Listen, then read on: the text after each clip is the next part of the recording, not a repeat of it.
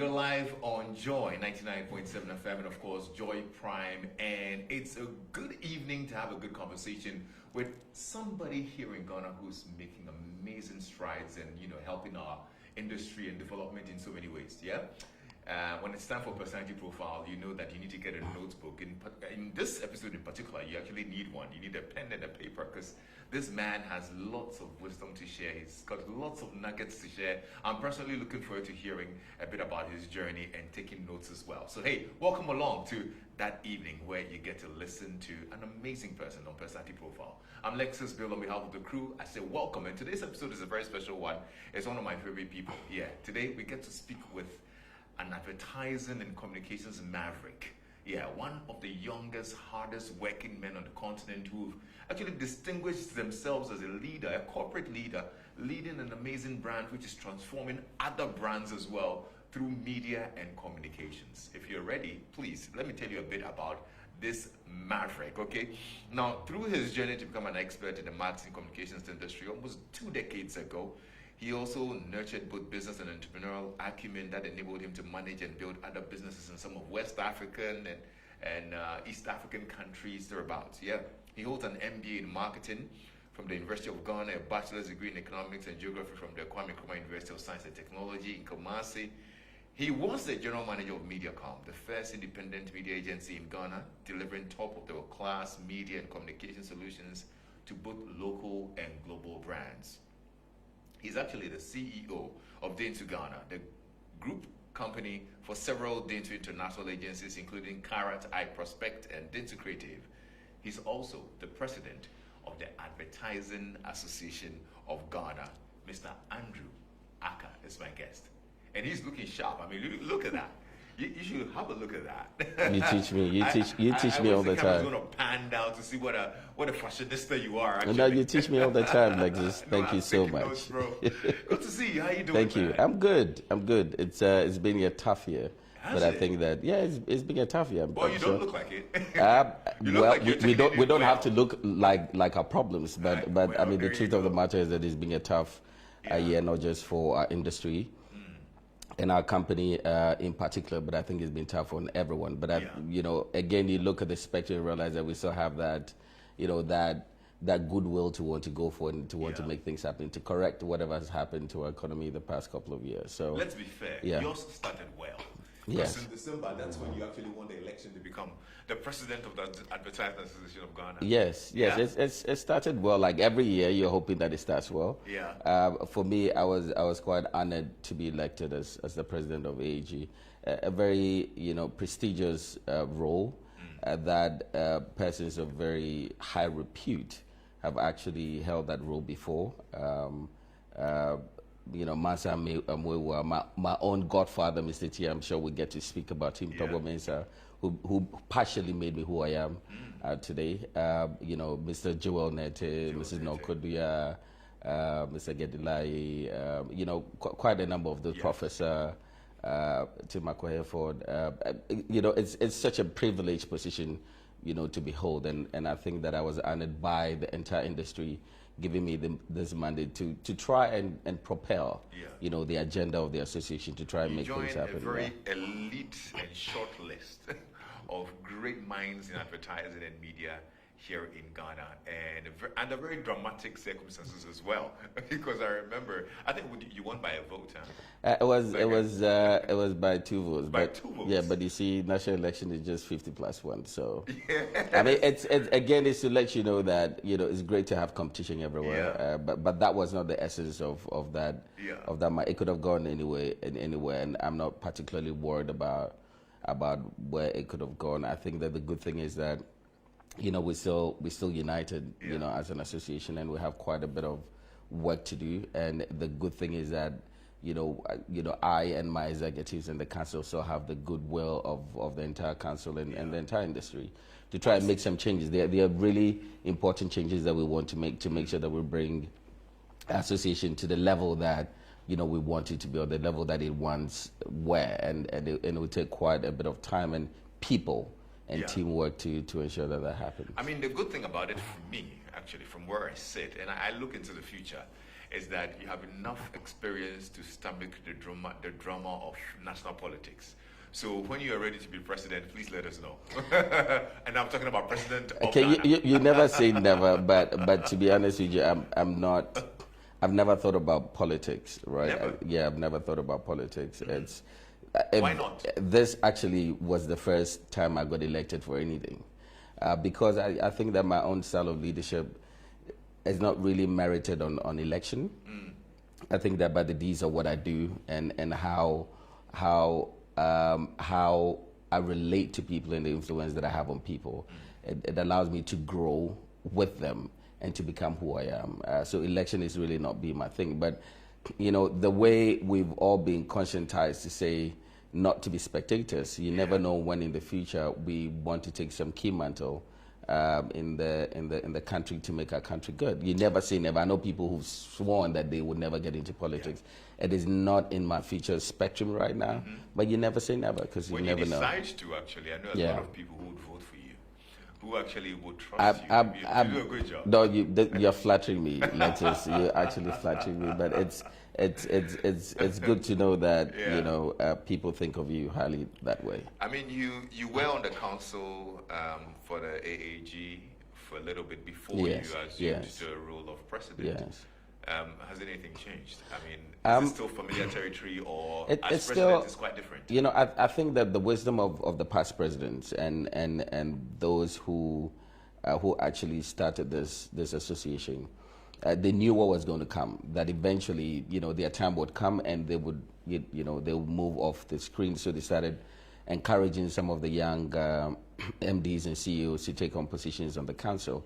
And for us, it's a learning period for us to, for us to begin to understand the workings of that, because it's a full, parliamentary system. Like where you go, there's a board, there's a chairman. You have to go through the process. You need to review minutes. You need to look at what is currently happening. So you learn all those processes. It wasn't so difficult because most of us were in that position. All the young ones that came into in that position, and I think that. We were taught that we needed to make change, and I think that maybe it's going to start with me, where we literally change the face of the association. It's going to take a bit of time. Yeah. It's going to take people. It's going to take resources. But we started. We had our first strategic meeting a couple of months after the investiture, and we had some amazing input which we are putting into play. We want to refresh the entire association, new branding, new logo, new meaning, and try and get young people, try and get a lot more people to join the association. It would take some time, but I think that, I personally have the support of my executives and the council members who've been fantastic and supportive of this, and the executive director for the association also supporting to make sure that we fulfill the mandate that have been placed on our shoulders. A bit later, we need to talk about the kind of change that you want to see in the association and the kind of things that you envision will happen in the next couple of years.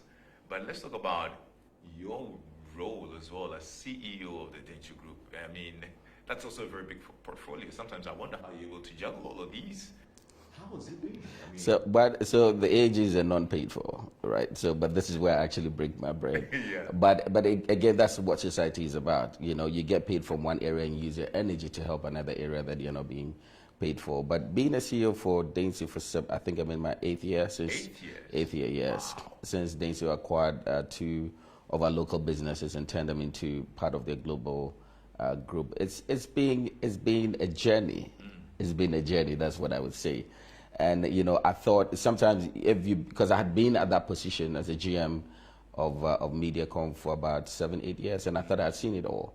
Until until Dentsu entered the market and purchased our business and showed us what we had been improvising previously, which meant we had new systems which was global standards. We had data tools. We had platforms. It changed.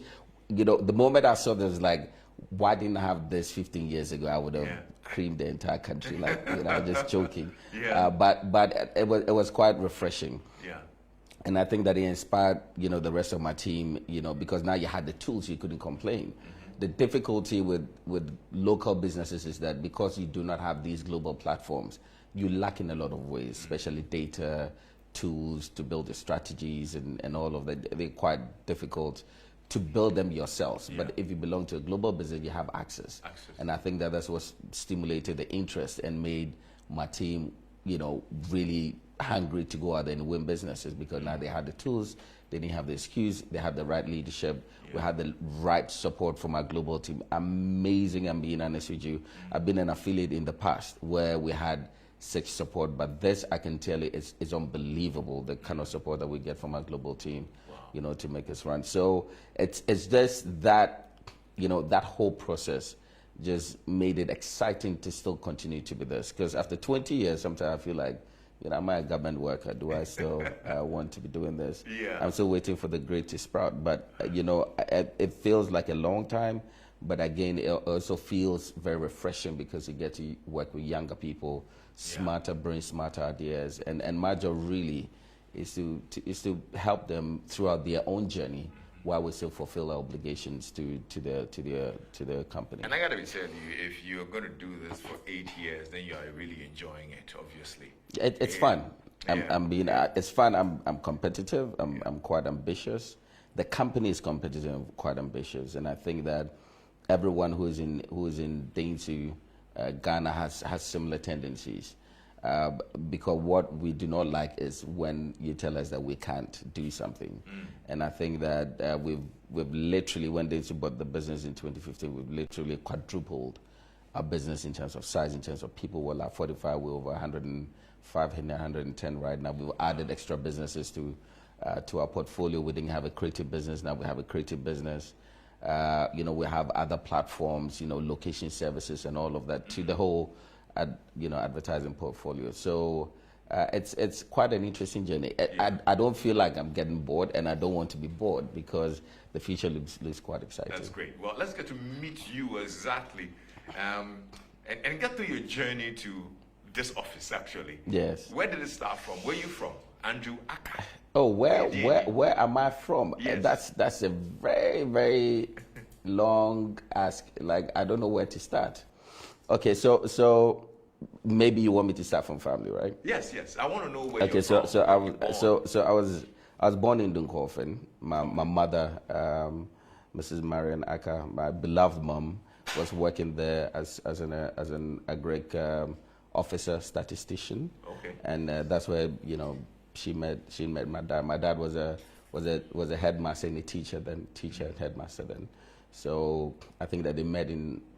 He came to to Dunkwa Secondary School, and then that's where they met. All of us, my 4 siblings from my mom's side, were all born there. My 3 siblings, including me, were born in Dunkwa. Then my father was transferred to be the Assistant Director of Education in Second D. So we relocated to Second D. I think I was just 1 year old or something. Oh. So I technically grew up in Second D. Okay. And it was quite interesting because I had 12 other siblings. 12? Yes, for my father's side. My father was a very interesting, lovable person. So we had, and our home was quite fun. You lived with all of them? At some point in time, I think only 2 of them that we didn't live with, but at some point in time we lived with everyone at different points in time. So our house was always full of siblings, and you know how it is, like you tease, and there wasn't much rivalry. There's a lot of you could sense a bit here and there. Obviously, you find the rivalry from different mothers and all of that. But I think that our home was such a melting pot for us, the kids, because we had a lot of time to have fun and to joke and tease each other. And, we government workers, we were an elite, we went by just like any average Ghanaian home, but I think we had a lot of fun, and it was a lot of fun. Attended Services Primary, Takrady, which is a service primary school. Met amazing people, incredible people. I'm still on their platform. Okay. Yes, and even though I don't know, yes, even though I don't know most of them, those that I met there, we still keep in touch and have interesting conversation on the platform. Then to Cape Coast, where my father was made the regional director of education in 1990. Okay. So attended University Primary. So we moved from Second D to to Cape Coast. You're getting closer to Accra now. Yes, I was getting to Cape Coast. Finished University Primary, did University JSS, and then attended St. Augustine's College. Initially I wanted to pick some other school. My father was like, you would have to go to St. Sick, right? No, nah. I would have loved to, because some of my friends were going to. For me, my thinking is that, look, all good schools are good schools, but St. Augustine's College was quite. I'm happy that I chose a school. I think that it shaped my, not just our motto, Omnia Wenken Labor, which means that perseverance conquers all, but it's just the fact that the school just grew on you, right? And it opens your eye to too many things, good things, bad things, all in between, and you needed to navigate it as a young person with your own intelligence and hopefully, some favor from God to help you to navigate it, because you're going to be exposed to everything. Absolutely. As a young person, what were your interests? What career path did you want to chart? I actually, we all started with the same thing. I want to be a doctor, a nurse, and I remember my father was the regional director of education, and I was in science. I went to my father's office and I said, he was the obgoro of the education office, and I told my father that I couldn't do science. I wanted to do economics, geography, and maths. And it was one of the first time I felt my father like really calm, and he said that, but you are the one that I want to be the family doctor. And I'm like, and I'm like, but in my head, I'm like, why do you ambition something that I have no idea? Because I didn't like chemistry. And I didn't understand why you put two, chemicals together and they have a different numbers and letters and all of that. So I love science, but I didn't really appreciate it. Why he chose you to be the family doctor? I don't know. He never expressed that with me. And these are some of the things that, for me, with my kids, I really want to get to understand who they want to become. But back in the day, your parents actually envisioned these for you without your consent. And so, but he didn't. I went ahead and I changed to economics, geography, and mathematics. You did? And I made sure that he didn't see the report cards for about three terms. And the day he saw it, he got really furious. How does that work? I had school to study science. Yes. You changed to economics, geography. Yeah, he didn't know. And he didn't know about it? Yeah, he didn't know about it because he still wanted me. He actually sacked me from his office that I'm going to do science. So I got back and I said no, and I think that was the first time I actually realized that I had the will to do something. And I really didn't, you wouldn't go against my father, but for the first time I felt that this was me and my choice. So I made it and he didn't know. By the time he got to know I had made the change and I said, sorry, I can't do anything about it. He didn't get angry, but I think that he got disappointed. I'm just curious as to how come for 3 terms he didn't know this was going on? Because I found a way of not making him get the term report. So it's not being a rebel, you actually... No, it wasn't being a rebel. It's just finding ways around your situation, if I would say so. But I'm impressed that even at that young age, you were still very aware of the things that you wanted to do. Yes, St. Augustine's College would make you aware from day one. If you're not too certain, or if you're not strong-willed, the school would just break you down. Because you enter the school and you see very elite people. You look at your trainers, you look at others, you realize that you do not belong, right? You look at what people are wearing, you look at how they speak, you look at the food in their chop box, you look at their clothing. If you're not strong-willed, you'd be like, okay, so I don't belong here, and I belong somewhere else. So it's easy for you to be intimidated by the school and the people, But I don't know. I always had this. Is it classist? It wasn't classist, but you know your level. That's what it is, and people roll by the levels, right? But yet you have those who could cut through, the whole school system, and it wasn't there. It's just that you see it, you feel it, right?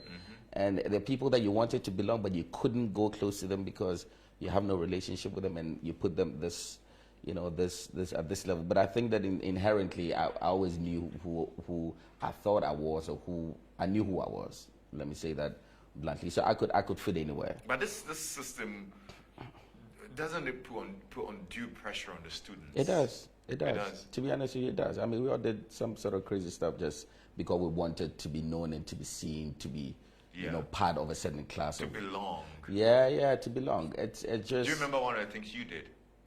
Yeah, we played basketball, and we visited schools, and all of that. So I don't know. You keep saying you know, but I don't know. Lexis, no, I'm just saying, like, you try, like me, like really actually, going to my mom and literally like begging her to give me money to buy trainers so that I will feel good. Yeah. The kind of trainers that will make me feel good. Yeah. Because my initial ones weren't good, so I had to really figure out how to go about all of these things, and so it puts a lot of pressure on you, right? And for me, I don't want that pressure to be on my kids, and so whatever it is that they think they need to make them feel comfortable, they need to have it, because it can break you, and it can make you feel a certain repulsion towards your parents because they are unable to provide you the kind of stuff that you want. But I came from a place where we had very little, right? And that meant that, or we had what we had.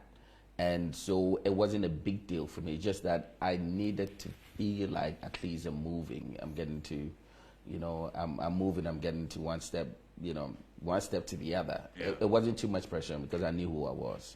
Yeah. So after Augustine's, it's got a very interesting topic we're talking about here, because I've had some parents talk about it, or even some young people talk about this kind of pressures in school and how they need to fit in, and so they do all sorts of things to want to fit in and whatnot. I don't know how that can be averted, how we can make kids belong and believe in themselves. Yeah, so it's a blend of the two. I mean, who was I to go and stand on stage and rap or sing patois? I mean, I'm not a music connoisseur, but people were rapping. I had to go write some lyrics and go stand on stage and make a fool of myself. But I also think that it gives you that space for you to explore what your talent is, right, and what you can do and what you can say and who you become, because that is the beginning of the shaping of your person. Your person is inside of you. The people, the school, the environment would help you to shape and groom you. And I think I got the best from St. Augustine's College. I got the best of friends. I had the best of situation. We joked about a lot of stuff. The bond was quite incredible. And that's the biggest thing that I take from St. Augustine's College, and that's why anything else that matters in school, I want to put my energy in there, because it groomed me pretty well. So now you decide on economics, geography, and what again? And mathematics. Then our results. So we write for SSCE, and I knew I'd done pretty well in all the subjects except mathematics, because I messed up. Right. We didn't have a teacher, I think, the last 2 terms or something. So we got somebody to come in, and we didn't cover a lot of the stuff. Are you making excuses? I'm not making excuses. I just didn't see top. That's it, bluntly. So during the final exam, in fact, it's the only exam that still haunts me today. Yes. I still dream about that exam, because the only exam that I pray to God, don't let me get F. Wow. Because I've never had F in my life before. Please give me an E. And guess what? When the results came, I had A, B, C, A, B, E. Oh. Right, and the E was elective mathematics. Meanwhile, I had A in core mathematics. I see. So people get furious. But the thing is that on the other side, I did pretty well. This one I messed up. I take the responsibility. So tech, I was hoping to read architecture, building. It didn't happen. So I read economics, geography, and maths there. And for me, that was the beginning of who I wanted to become eventually. First 2 terms, we were like five of us in first class situation. Okay. 7 actually. And then the professor Bo called us to his office. It was the provost. Was it provost? It was Dr. Bo then. Called us to his office, and like, okay, you guys, we can, groom and shape you to end with first class. And so like, I didn't come to tech to get first class. And everybody, all my colleagues were shocked. Like, why? I'm like, I've learned 2 years to copy notes and replicate notes and share. I'm going to use the next 2 years to express myself. And I told all my colleagues that I'm going to debate, I'm going to challenge the lecturers. And so I did that throughout. There's some courses you can't debate much. Yeah. Economic principle is economic principle. Yeah.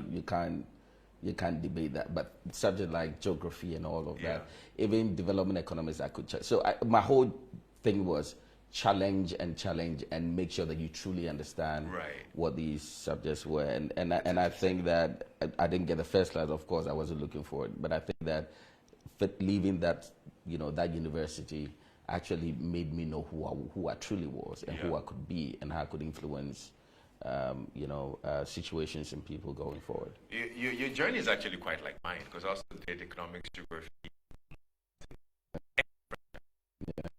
in Persec, and I also went to KNUST. I did geography as well. Okay, great. And sociology, and just like you rightly said, it's a place where you get to nurture your being and get to know who you are and the path that you want to chart. So it's interesting that you figured that out from there. Even though you didn't get your architecture, you were able to get through your economics and whatnot. And then afterwards, you wanted to do what? So after that, I've told this story again and again. But anytime I tell it, it sounds quite surreal, right? So I was a teaching assistant after uni, right? After KNUST, so I was lecturing economics. You did good work. Yes, I wasn't bad in academics at all. I was there. It's just that, you look at your lectures and you look at your lifestyle, and in my head, I'm like, I can go to school and replicate these notes. I can learn theory. These are things, because I built certain structures in my head that I can make things. I can structure things in my head. So replicating a theory is not a big deal. Writing, those things were not. I wasn't worried about them.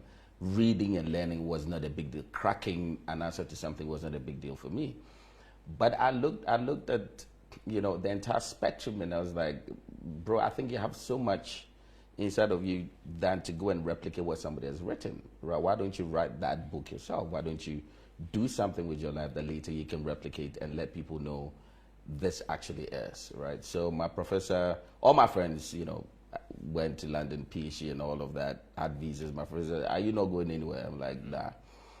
Because I had overheard him talk about, having a conversation, this thing like an epiphany, like, why am I really doing this job? All these kids that I taught, look at them now, look at the cars they're pulling. And I'm like, Prof, I'm sorry, but I could get back to academia, but I'm sorry, but I need to go to the real world, because the reason why I challenged my lecturers in class was because I needed to understand the practicality of the theory that was being taught. I needed to understand that. So I like practical stuff. So I needed to be in the real world to understand what all of this meant. Before I could, but eventually I may end up in the classroom, but I think it was, so that was that. Then enter the real world, I get my first shock. 6 months down the line, no work. I mean, I would wear my tie, my shirt, black trousers, polish my shoe, take a lot of employment letters and run through banks. And I mean, they wouldn't look at me. And I started, that was the first blow. I'm like, wow, bro, you are not who you think you are, right? And but I pursued, and I had very strong friends who actually encouraged me. They would make me come sit in their offices so I could while away the time. Then I chanced upon this job. My big sister Sylvia, amazing person, incredible person, Sylvia Tuachampo. Actually introduced me to this job at MediaCom, because she used to work there before she transitioned. And so I went there like a joke, right? And all of a sudden, everything started like shaping up. I'm like, okay, so this is the architecture I wanted to do, because I like things in a structured way. Okay, so this is how consumers think. Okay, you've read that partly in economics, right? You've read that in geography. So this is how market works. Okay, geography. So all of a sudden, everything that I had learned, and I love numbers too. Excel sheets. So media, if you look at the media plan, so when you apply discount, so all of a sudden, everything I had learned was coming together. And the day everything looked like them, like, I'm going to stay here for good, right? Because for the first time in my life, I realized that everything I had learned and everything I am about to do were actually in perfect sync. And the only person that was going to stand in between was me. So then I started reading books on marketing, because marketing is quite different, even though I would say that it's a baby brother of, or younger brother of economics, right? But it's also quite, so I had to read marketing. That's why I did my MBA in marketing, so that I could catch up with the theories of marketing and ensure that I get to a level where I could produce the kind of value that my clients were looking for, and I could also, build this sort of character, of leadership that I can draw my team along and make sure that we are doing amazing stuff for our clients. What's the biggest lesson you learned in the beginning that you probably carried on within this 20 years? I think that coming back, so I started working, I think 2004, 2005, it was Christmas in there, and I left for personal reasons, and you left Mediacom? Yeah, I left Mediacom for personal reasons, and Mr. Togbo Mensah brought me back in 2000, I left 2007. He brought me back after 8 months. And he said, you're going to be the general manager of the company. Can you imagine? This is just 3 years of my working. This is 3 years of working? 3 years, yes, just 3 years of working. Wait, when you left, did you go and work somewhere else? Yes, I was working with Niaya Mensah. His agency was called Creative Hub. Now Mindful, an amazing brother who Should I hazard me. a guess? Did you get a very big paycheck from Creative Hub? No. Funny, it wasn't. I know you mentioned personal reasons, but no, it wasn't. I needed to leave because I can't be in an environment which I find to be toxic. I can't work like that. Everyone who's around me knows that I can't deal with toxic people. I can't deal with environment which is toxic. So something happened that I had to leave for very personal reasons, and there was no turning back. It wasn't because of money or whatever. But Nee made a pitch. Human relations issue. Yeah, it was a human relations issue. I want us to stay there for a little bit, not because I want to pry, but there's so many people who are listening to us right now, or probably watching us right now, who probably are working in a very toxic environment. Yes. Who maybe the situation you found yourself in, they want to leave. They just want to exit that toxic environment for their own sanity. Yeah. What would you tell them? I would say that know who you are, know what you want. I would not compromise my person for anyone and for any environment. And so is the claim that I put on the people I work with. If I am toxic, please leave the business or let me know, talk to me about it, because that's not my intention. Now, you can live in a toxic environment, you become toxic, you won't grow. Your ambitions will be flattened, right? No one inspires you, but you're there for the paycheck. You're literally killing your aspirations, right? So if you need to find windows of talking about it. You have to explore all those windows of talking about it. Maybe someone is aware, maybe someone is not aware. You need to figure it out. But if it persists, and if you think that is sending you backwards, my honest opinion is that you leave. In what forms do these toxicity come as well? I think for me, it's not so much of disrespect. It could come in different forms in disrespect, but I think it's just the fact that respect means a lot to me, right? And because if I give my all, I give my all. I'm a drink deep rotational person. I wouldn't start if I don't want to do it, right? So, in the same measure, I want you to, and I don't ask, I can tell you how many times I've negotiated for my salary, probably once, right? Because that's not what my interest is. My interest is in how can I create value so that I can get part of that value back rather than focusing on the little things. So those things are not that important to me, and they wouldn't let me leave a business. But I think that when you touch my person, like when I give my all and I try and I find streaks of disrespect, if you don't recognize what I'm doing and you want to actually subjugate my person, you want to, break my pride, you want to break my, Lexis is not going to happen. No one in this world is going to make that happen. No one. Right. And everyone knows, from my mom, the people that I love in this world know that Andrew would put everything down for you, but you can't touch his pride. You can't. It's one thing that I won't allow it to happen. How did you build this, or where did it come from? I think it's a resilience. It's a resilience that comes through you. I've gone through quite a number of personal stuff. And I think that I've seen people go through stuff and don't make it. And I've seen people go through stuff and make it. Some actually in my family, some outside of my family. I used to be widely read, so I read quite a number of books before I got to uni, quite a lot, from spiritual books to self-help books to anything and everything, from your fiction, Robert Ludlum and whatever. And throughout all these things, you realize that the power is in you. God is in you, the power is in you, right? And so if you make that conviction, nothing around you can break you, right? And that because it is in you, you're able to influence people in the right way. If people are not worthy of being influenced by your person, you have every right to shake hands and use the exit, right? You don't need to belabor it. Not everyone is going to like you, not everyone is going to love you. You don't bend time to be loved because you know who you are, right? So when you get into those environments, you know exactly what to do. You try and make it work. If it doesn't, I'm shaking hands and I'm moving. That's it. Wow, if you're just joining us, this is Personality Profile here on Joy 99.7 FM, and of course Joy Prime as well, and we're spending time with the president of the Advertising Association of Ghana and also CEO of the Dentsu Group, Mr. Andrew Ackah. And boy, oh boy, I told you if you get I'm sure your notes are full right now. I have a whole chapter on dealing with toxic people and toxic environments, but I think that's a good one. Now, you left, came back, general manager. Yeah. After 3 years of leaving school. Yeah. Must be nice. No, it wasn't nice. I remember I called my wife when Mr. Togbomefa called me to his office. And if you know Mr. T, you know Mr. Yeah, T. of course. Like, where you come to my office? I have a job for you. I said, Mr. T, yes, I will do it. Okay. And then go and resign, come. So we agreed on, whatever it was. And, I started working. And, I told my wife that, babe, are you sure I can do this? Because I don't know anything about finance. Not that I don't know, but how am I going? What is P&L? How am I going to read?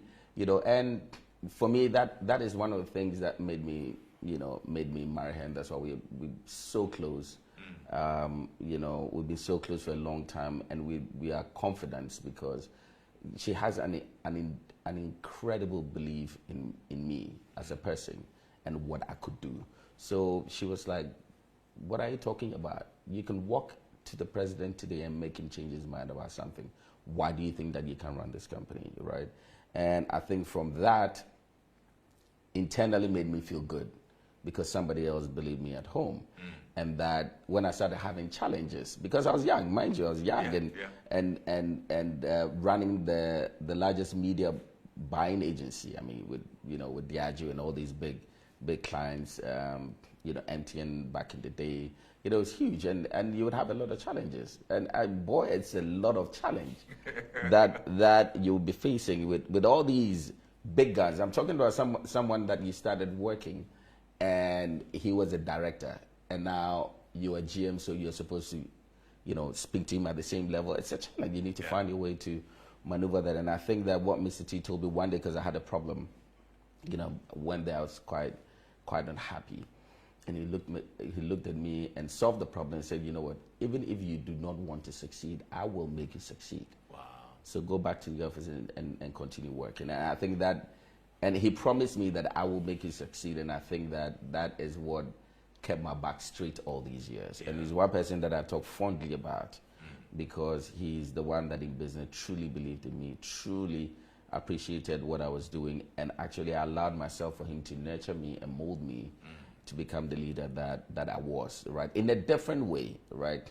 He knew I was different, but I walked his path, understood what he was about, and it's been amazing. I do miss him sometimes because his office is just a few blocks from here. I'll go and sit and say, "Mr. T, let's have a chat." So wherever he is, anytime I pray, I'm like, "Mr. T, may your soul rest in peace. And if there's any value that you can give me up there, just throw it downstairs. I'm ready to receive it." I see how you're very consistent on mentioning the challenges you had to surmount. Yeah. If you look back, what probably would you say has been the biggest challenge of your career?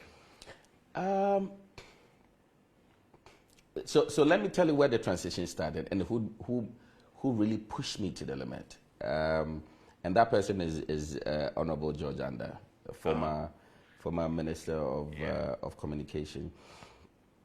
George was a stalwart in our industry, incredible person, and you could never, when he was a marketing director at Diageo, at Guinness first. At Diageo, okay. Before that, I think that he had a position before that, and you could never go to George unprepared. And when George gets you, he's going to shred you into pieces, not because of your person, but because he wanted the best out of everyone. Anyone who's worked with George, You know, we met. We have the old George associate, those that he worked with us. Like, you know, maybe we need to do a documentary about you know, George. I think he was phenomenal. He pushed everyone, and for him, the thing was that be excellent, be good, and be great at what you do. So George will not look at 98 and say, it will be like, why didn't you get 100? Not because he thinks 98 wasn't good, but just because he wanted you to. Yeah. So I think George pushed that challenge. And I took on that challenge, and I threw that challenge back to him, which was rare because, you know, you would always take his challenge and not, but I took it to him. And I don't know why I did that, you know, but I think that he respected the fact that, you know, I had the energy to want to do that. And because of that, I learned quite a bit from him. So he actually, you kind of need a day, like really stand on your merit and defend what you have, even if it's not that great. It's him who did that. Then I think that the nature of the business also allowed me to navigate around people. Okay. I've met some really tough people, highly political people. If I say political, I'm talking about corporate politics. You need to navigate. Look, it's a rat race out there, right, in our industry. So it's a jungle. It's a jungle. It's a jungle. And look, it's the Maslow theory. If you're weak down there, you get eaten first. So so you need to figure out how to go through this. But what I've done all over these years, of course, there are people who might think that I step on their foot. I think it happens. You know, I shouldn't be 100% great in everyone's mind. But I think that what I personally have tried to do over the years is just to stay true to myself, right? And this is who I am, and I don't change, right? I am aggressive, and I want, you know, if I want some business, and I go for it. If I lose gracefully. You know, I'm back, and I congratulate my opponents and say, you know, congratulations, you've done a great job, right? But I'm coming for you next 4 years, because that's the cycle of our industry. Yeah. I think that keeping true to yourself and not changing your character, you know, because, you know, of your status or your role is what has actually cemented my, you know, my persona, and maybe you might even say my little influence in the industry, just because I am who I am and I don't change. Good stuff. Well, great stuff here on Personality Profile. I love it. So the industry itself has changed over the years. I mean, 20 years ago, we didn't have so much of new media, and digital was mainly traditional. How has it changed from your perspective? How has your work itself changed? It's changed considerably in a very short while. You know, when this whole digital transformation started a few years ago, in terms of, you know, the whole boosting of the whole social media, right? The proliferation of social platforms and all of that, from Facebook to your YouTubes to Google search engine and all of that. I think, you know, we're waiting for all the science behind all of these things to make sense before we catch on. And I think there's quite a lot of learning to be done, both on the side of the client and also on the side of the agencies. So we had to invest in training and understanding how this whole space works and all of that. But the consumers were actually on those platforms. So it took us a bit of time. And even clients were kind of skeptical. Do we put our money on social media? How are we going to manage all the negative backlash? So one of the most significant change is that we saw clients who didn't want to play in the whole digital space, that all of a sudden they were interested. So the testing with, you know, can you spend $500, $200 on social media? They thought social media was for free, right? But now we've grown to a point where they realize that a lot of, if you look at the statistics, majority of urban Ghanaians and Ghanaians as a whole are actually living on social media. And if you know the principles of media planning or advertising, you want to meet your consumers where they most congregate. And most of us are spending 5 hours a day scrolling through our phone. You might think it's a joke, but it is not, right? How many people sit 4 hours and watch TV straight? So a lot more people are spending their time on social media. And it's just because the mindset and the system and tech has changed.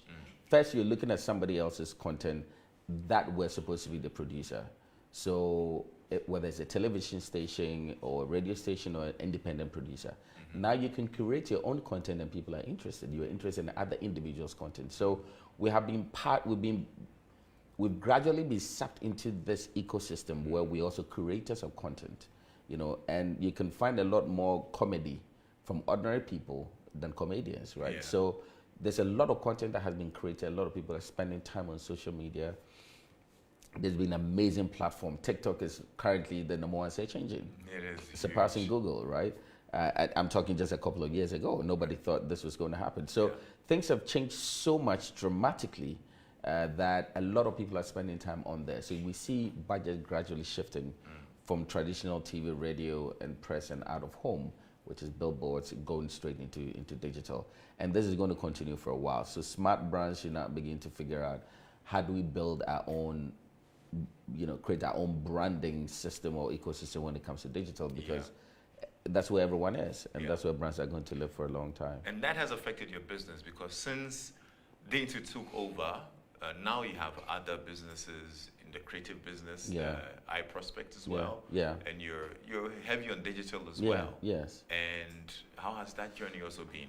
It's been growing pretty well. I mean, we have some amazing clients, to be honest with you, within the digital space. But again, we need to build. If you understand the whole big tech companies, whether it's Meta or Google or Apple, you still need to work with them from a global level to build other tech platform for you to enhance.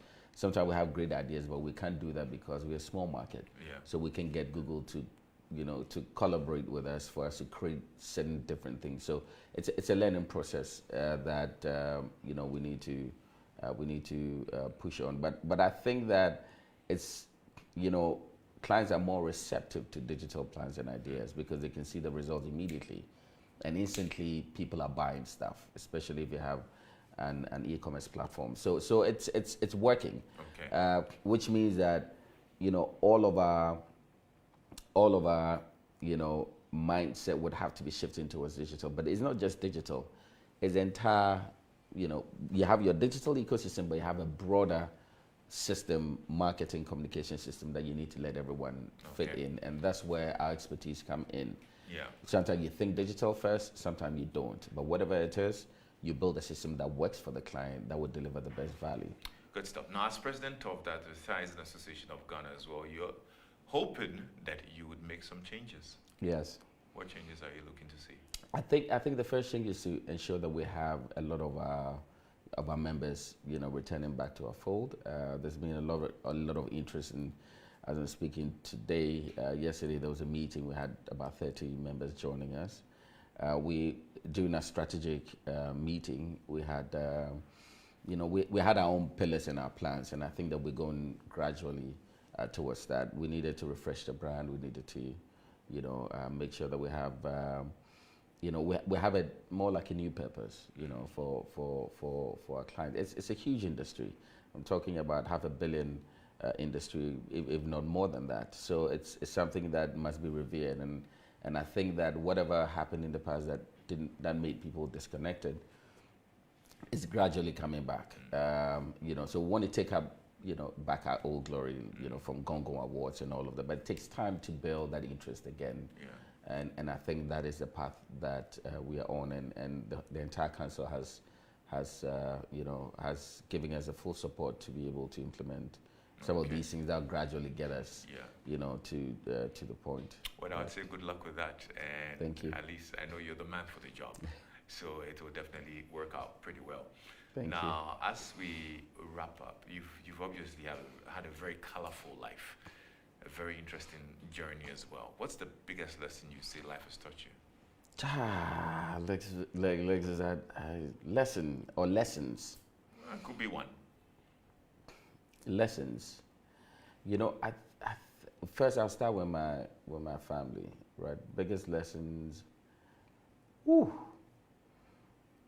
Okay, so I start with my family first. I think that I always give a shout out to my wife every time, every day, just because she believed in me when a lot of people didn't, except my core family people. So shout out to people who can find that person who believes in you unconditionally. So Ivy, shout out, thumbs up, great job. And that is reciprocal. So you also believe and you try and support everything that she's about. I think the other lesson that is quite intriguing, but is very real, and people don't want to talk about it, is the fact that we are not going to stay here forever. We are on a journey. We will die someday. We do not have the time. And so whatever it is that we need to do, right? And if I ask you, do you remember those who were living 200 years ago? Do you know who they are? They've been wiped, their memories wiped from the face of the earth. Yet we're here and we think that we are some people, we are nothing, we're just gonna go. 1,000 years ago, the richest man was not, the richest person today. It wasn't Bezos or any of those guys. Where are they now? They're gone. So we're only here to do what we need to do, right? And so, have fun. Don't take life too seriously. You're on a journey to go. Who wants to live forever? No one does. But have fun while going on this journey. Be true to yourself, and just stay true to things that you believe. And another lesson that also changed me is I would say my kids, right? I mean, having kids just I thought parenting was easy, and now I realize how stubborn I was towards my mom and my father. My kids are also, they're fun to be with. They're stubborn, of course. How many are they? Therefore, I have 2 girls and 2 boys. The first is in high school. Wow. The last will be 8, and they're amazing. I mean, for me, they're the reason why I do this, every single day, because I think that they look up to me. They look up to their mom, for inspiration, and I think they also mean a lot to me, and they've changed the way, the way I look at life. Okay. Yeah. What's your biggest fear? My biggest fear, like I said, is not because I will die, because I'll die anyways. My biggest fear is the fact that I am unable to, it's the fear that I'm unable to explore all the things that will make me fulfill what God placed in my heart. And that fear, again, is the fear of failure that we try to break every single day. Right. Or the fear of contentment, like, is this what I'm going to do the rest of my life? What if God wanted me to do something big? And I feel so comfortable, and so I don't explore that. That is my only fear, because it would really irk me that I could do a lot more and I didn't, because I was so comfortable. Yeah. What's your biggest regret? My regret, I have little or no regrets about a lot of stuff, because all the things that I've experienced, look, the personal stuff that you go through, the crazy stuff that you go through, the experiences that you go through. And like I've been on that journey. Like, if I say I've been burnt. I've gone through the mill. I've gone through the furnace, and I think that the biggest story is, and I take inspiration from the Bible, when it says that you walk on coal and your feet will not be scorched. You walk on serpents and you will not be bitten. What it signifies is that you go through them anyways. And I think that those things just grow me. They didn't change me. Yeah. They didn't make me, because I am who is inside, but they grew me. They make me a better person, right? And because of that, I regret less in life. Right. Trust me, anything that happens, I forget quickly, right? So that I can move on. Because this thing here, right? In between my left breastplate, doesn't have time to waste. To ponder over negative things and just waste it all. I need to get it out. And so I say something, I want to say it, I'm off. I don't keep a lot of stuff here, because there's a lot of good things that this has to produce. So why keep negative things in there? The classic optimist, I call you. Mr. Andrew Ackah, great spending time with you. Thank you so much, Lexis. Appreciate it. A very great conversation. I totally enjoyed it, and we've had a real good time. Thank you so much. Thank you. I wish you all the best at Dentsu, and of course at the Advertising Association of Ghana as well. Thank you. Thank you. I'm Lexis Bill, and this has been Personality Profile with the CEO of Dentsu Group, and of course the President of the Advertising Association of Ghana, Mr. Andrew Ackah. And you can actually look it up on our social media pages and digital platforms as well. You can check it out on Joy Prime. On behalf of my crew, I say thank you so much, and next week we'll come back with another great edition. Enjoy your day. Hello there. You're